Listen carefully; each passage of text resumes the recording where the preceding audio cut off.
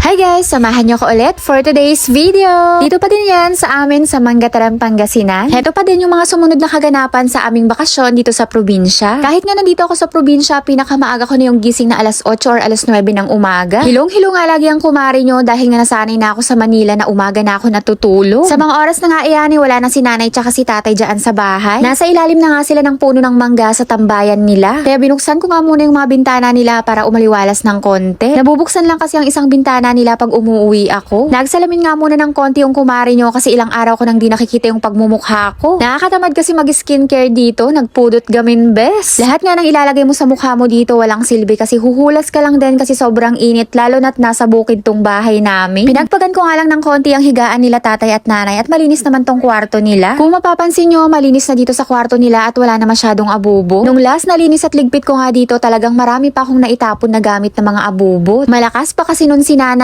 kaya pa niyang ipagtanggol yung mga kayamanan niya. Napatingala nga ako sa bubungan kung marami bang agyo pero wala, malinis siya. Dito na lang din kasi talaga sa bahay nag-i-stay si tatay, binabantayan niya na lang si nanay kaya siya na yung naglilinis, nagliligpit. Hindi kagaya dati na nagpupunta pa siya ng bukid at saka ilog. Ayan nga si Samira, sunod ng sunod sa akin kung saan ako magpunta. Wala naman akong masyadong lilinisan kaya ng araw na yan naglaba na lang ako. Hindi na nga lang din ako nag-video kasi sobrang dami para mabilis din ako matapos. Dinamay ko na nga pati damit nila sa kabilang bahay, sa bahay nila ate ko at sila nanay at tatay ko. So ayan, hapon na nga ayan at papahamog na kaya kinukuha ko na yung mga sampay. Hiniram ko na nga lang yung washing ng ate ko para mabilis matapos. Ang matagal lang naman ay yung pagbabanlaw lalo na kapag wala kang taga-bomba sa gripo. Pero buti na lang maganda na yung bomba namin or gripo, jetmatic na siya. Dinadama-dama ko pa nga yung mga sampay ko at hindi siya ganun kainit ngayong araw. May iba pa nga hindi natuyo kaya isisilong ko na lang muna at bukas ko na lang ulit isasampay. Heto nga ang maganda dito sa probinsya, napakalawak ng sampayan kahit hindi ka na gumamit ng hanger kasi yung babagsakan naman is damuhan. Madami pa nga akong sampay dito sa kabilang sampayan nila nanay at tatay. Parang 3 pamilya kasi yung ipinaglaba ko, sila ate ko, kaming mag-iina, si nanay tsaka si tatay. Ayan nga si Samira tuwang-tuwa at sumasali siyang maghugot ng sampay. Super fun nga daw yung ganyan, yung hindi ginagamitan ng hanger yung damit. Diyos mio.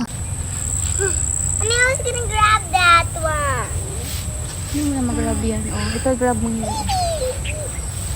Can you please get these? My arm.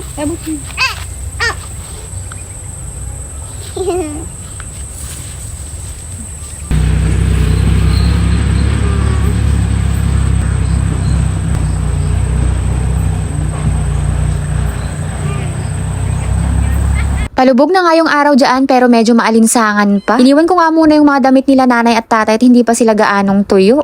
Yun lang muna guys for today's video. Agyaman na! Bye!